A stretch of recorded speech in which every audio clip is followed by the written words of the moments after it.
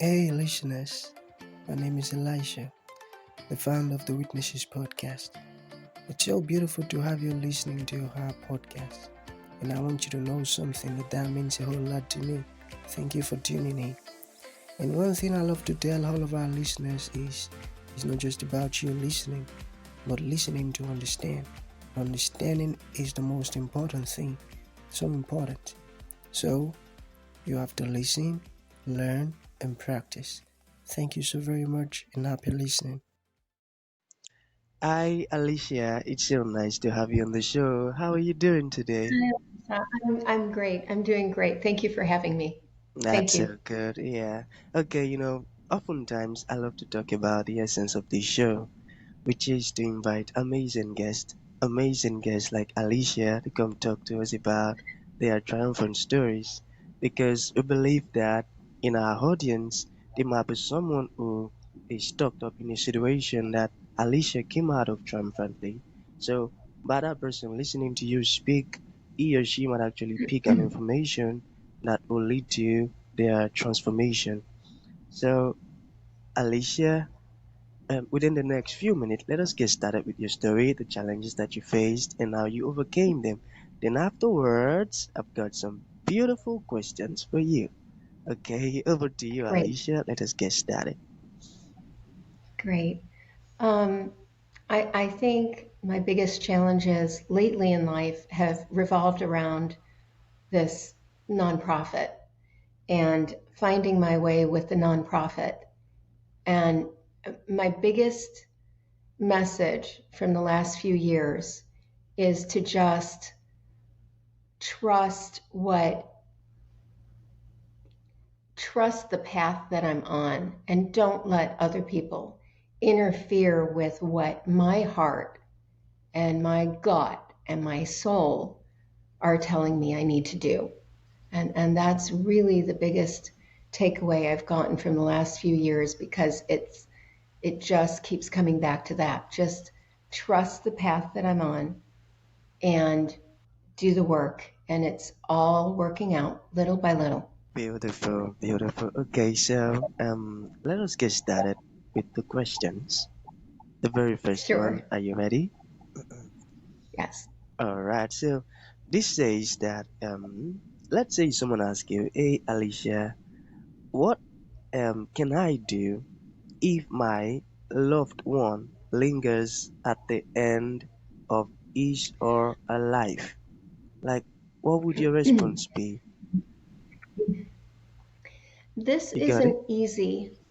Yeah, yeah. Mm, Um, this isn't easy for people. Their mother, their father, their spouse, their loved one is, we don't want to see them suffer. And they aren't, to be blunt, they're not dying as fast as we think they should be.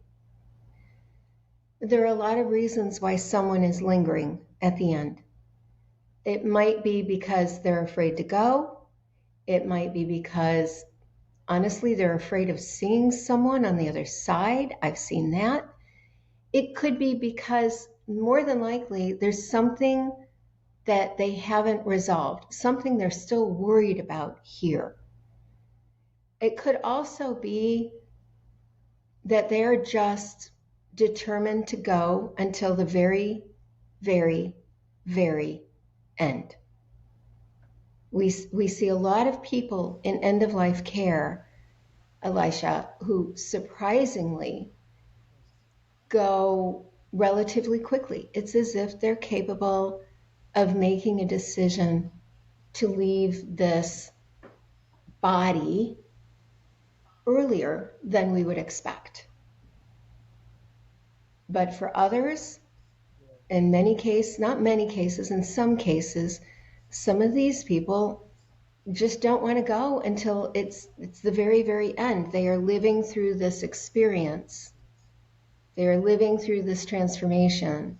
And I'm going through it right now with a friend of mine whose mother just hasn't gone, and we're so pained for her, but at the same time we have to remember, hey, This is your journey, not ours. Let's just keep you comfortable and guide you and support you while you're experiencing this. So you have to kind of go through this checklist. Have you covered everything you think your loved one might be worried about? Whether it's seeing someone on the other side, whether it's what happens after you die, or is it that they haven't resolved something here, or they haven't heard what they're listening for, like you and your brothers will get along after I'm gone. You and your brothers will not break apart after I'm gone. That could be one. Or it could be financial. Don't worry, Dad. We're going to take care of Mom. You left her in good financial condition. That was actually my father's sticking point. So you have to kind of go through this checklist. And after that, you have to respect their journey. You just have to be there for them. This is when they need you the most, and they need you to love them and support them the most. It's this very, very end of our transition. That's what I have. I got that. I got that. Okay, so the second question. It says, if the lack of elder care support is a global crisis, why don't you work in the US as well as overseas? I don't know if you got that. uh, and I get that question frequently. We have a lot Okay. of resources in the Western. Yeah, we have a lot of resources here. Can you hear me okay? Yeah, sure. Okay. Okay. I want to make sure because I'm not yelling into the microphone this morning. Um, we have a lot of resources in Western countries, in first world countries, and they don't Mm, have the same resources in third world countries. And people in the third world are just as overwhelmed with trying to feed themselves, trying to feed their children, trying to take care of elderly, aging parents, but they don't have the support that we do. They don't have the resources we do. And mm, lots of people do great work here in the United States. I prefer to work in the countries that really, really, really need it. That's my choice. okay. Yeah. Okay. All right. So, the third question. How do I Yeah. get my spouse or parent or loved one to tell me about what their end of life wishes are if they won't talk about it? Not everyone wants to talk about that. It's not a comfortable subject for people. And to suddenly throw it all at them, right, Alicia, Elisha? They don't want to talk about it. Yeah. So you don't ask them about it. Mm, You ask them other questions that give you clues as to what they would want. mm, Some people say, I've heard it, even if I'm brain dead, leave me on life support. Even if my brain isn't working, leave me on life support. I'll go when I want to go. Okay. mm, So you find a story, and in the course of a conversation, wow, I was reading this story about this young woman, and she was on life support, and the doctors told her parents she was technically brain dead, and they refused to take her off life support, and it went to court. And that's actually a true story. And it went to court because the hospital wanted to remove her from life support. And the parents said no. And shortly after the case was resolved in favor of the parents, the young woman, her heart gave out. It was just the strangest thing. So even though she was on life support, not only was her brain dead, but her heart wasn't functioning anymore. So that was proof to the parents that that's what they wanted for their children. Some people want that. So you can use the story. Oh, that's a really interesting story. What would you do with me? I hope you know this is what I want. And try to pull some information out of them. Well, what do I do if something happens like that to you? Do I leave you on life support? Do you want to be a vegetable? Or do you want me to go ahead and let you go? Just pick away at the questions you have. Make yourself a list of questions. What do you think you need to know? And then pick away at them over time. Have conversations with your loved one to understand where their priorities are, what they want, what they don't want, and attack it from that angle. Beautiful. So beautiful. Okay, we still have about two more questions left. Alicia, I am really enjoying our conversation, I tell you. Thank you. Okay, so yeah, this says, how do you keep going and creating? Let's say someone says, I feel like I am too old to build something new for my life. So how do I keep going and creating? You got it? Yeah, yeah. Um, Okay. we have a very popular advice column in newspapers here in the United States. And many, many years ago, someone wrote into this advice column and said, everyone wants me to go back to school. By the time I graduate, I think she said, I'll be 52 by the time I graduate. What do you think I should do? And the columnist wrote back, how old will you be in 4 years if you don't go to school? And that's always stuck with me. So you think you're too old to start something new? You think it's going to take you 3, 4 years to get something off the ground? How old are you going to be in 3 or 4 years anyway? What are you going to say in 3 or 4 years looking back and going, wow, I could have gotten a new business off the ground by now? You're never too old. You're really never too old. And if you start to feel that way, you need to consider what you feel you've missed out on in life and just try. Just try it. That's what I think. I got that. Beautiful. Okay, the last question. I'm so eager Okay. to learn more about it. It says, why is it rude for me to tell someone it was a blessing that their loved one Mhm. died? You got that? Yes, I discovered this. My sister and I, my eldest sister and I, both discovered this after my mother died. My mother went quickly. And for us, as her daughters, the three of us daughters, we looked at it as a blessing because she wasn't going to suffer from her condition.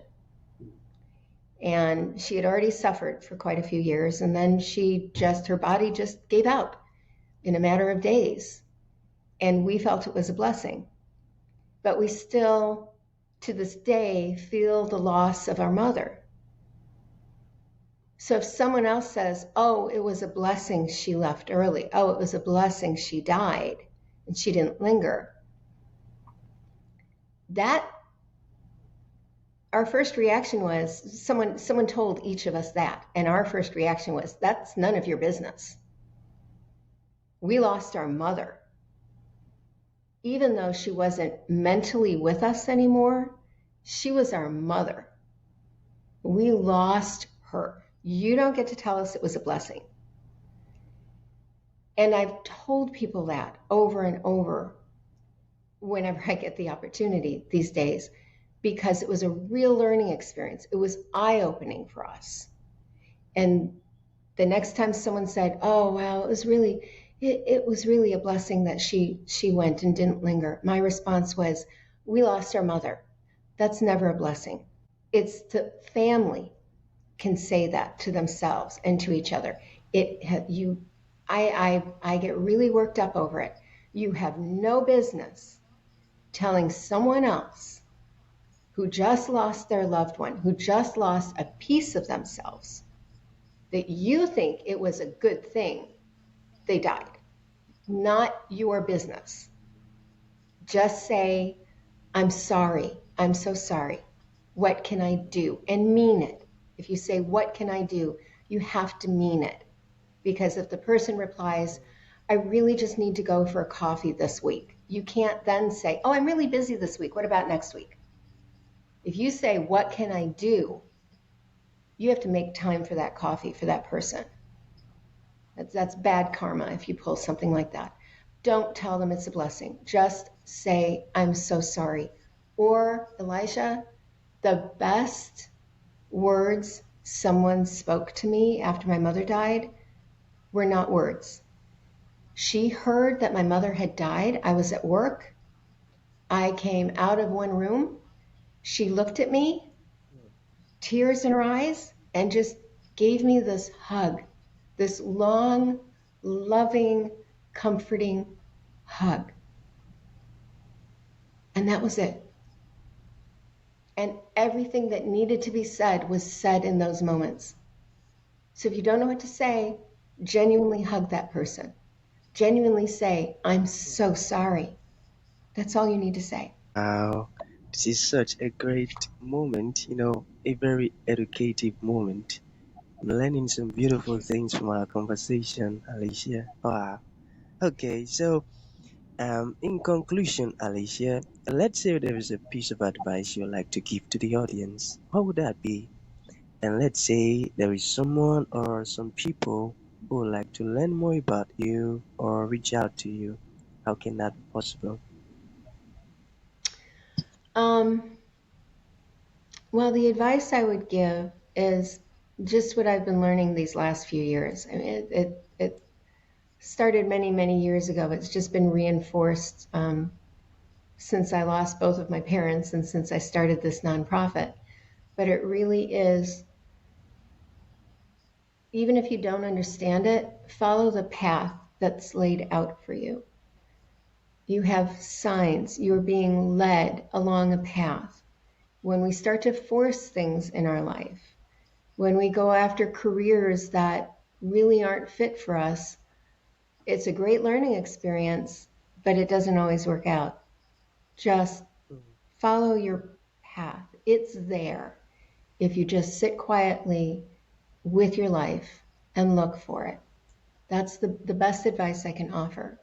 If you want to reach me, you can go to the nonprofit's website, and that's globalhumanityyinitiative.org, and there's a contact button down at the bottom, and you can reach out to me through email. That way you can look for the book, you can find out what I do, you can find out a little bit about my journey there. I'm happy to talk to just about anybody really about it. Beautiful. That's so good. All right. Thank you so very much for your time, Alicia. Thank you for honoring the invite. It really means a whole lot. I really appreciate it. Thank you Thank you, so Alicia. very much. It's been wonderful. It's been wonderful. Thank you so much for having me. Thank you for tuning in to this incredible episode. Your support means the world to us, and we truly value you. We look forward to having you join us for the next episode. If you enjoyed what you heard, please consider rating and reviewing us on Apple Podcasts. Your feedback is greatly appreciated.